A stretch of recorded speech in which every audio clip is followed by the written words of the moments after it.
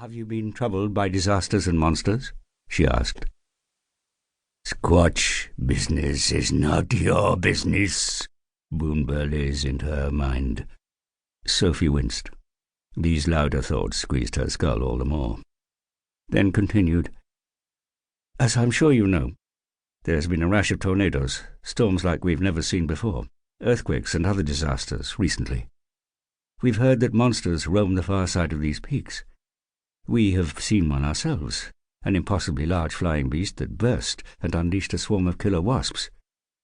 "What of it?" sneered Burley's. "Our prophet, Otter the Moaner." "The idiot boy?" "The boy, yes. Both he and our warlock, Yokichopper, agree on the cause of the monsters and the disasters." "Enlighten me." "At the Meadows, several hundred miles beyond the Shining Mountains," Sophie nodded towards the westward peaks, "there is a force causing all of this.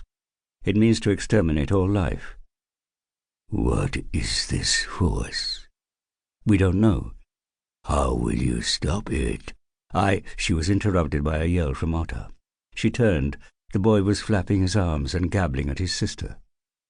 "What's he saying, Freydis?" Sophie asked. "He can feel the rage of the force of the Meadows. It's stronger. He says—" Otter grabbed Freydis's arm and spoke earnestly. Sophie was finding the boy easier to understand and caught the odd word, monsters, death, more death, but couldn't decipher the whole. Otter finished talking and nodded hard.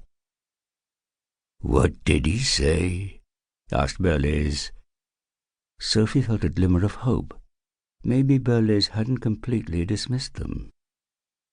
Freydis skipped over, blonde hair blowing about her face, button nose jutting bravely up at them. "Sophie Tornado, do you remember the tornado that killed Snob the White, and the dragon that burst into wasps and killed Gunhild Kristlava?" Sophie nodded. She was glad the girl was addressing her and ignoring Burley's.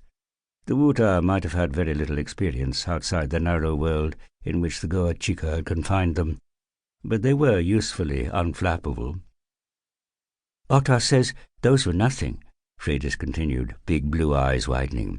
"The disasters are going to get bigger, and there are going to be more of them, and there's an army building in the Meadows, herds and swarms too of monsters like the wasp dragon, and bigger monsters too, much bigger.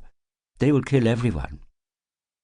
"And we will rejoice when they succeed," Burley's thought at them. Freydis treated the 14-foot-high, thickly muscled ogre to the same look she'd given Otter the day before when he'd cried after jamming a stick too far up his nose. "The Squatch will also die," she said. Burley's loomed over the little girl. Keith the Berserker and Eric the Angry started forward. Wolf stopped Eric. Sitsi Kestrel, the Owsler's big-eyed archer, placed a restraining hand on Keith's arm.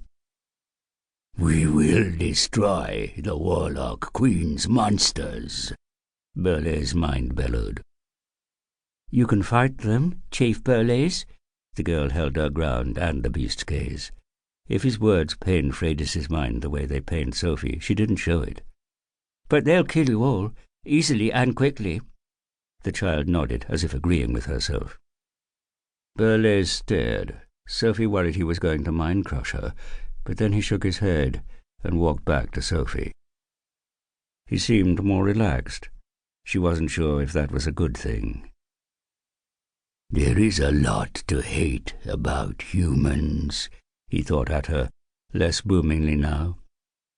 "It's difficult to say what aspect of your foul characters I loathe the most. But it may very well be your arrogance. Have you considered for a moment that we might have our own prophets and alchemists? No. We have fur on our bodies. How could we also have minds in our heads? Well, we have, and they are far superior to yours. We can do more than kill weak creatures like you with them. We have known since last winter that the troubles are caused by a force in the Meadows.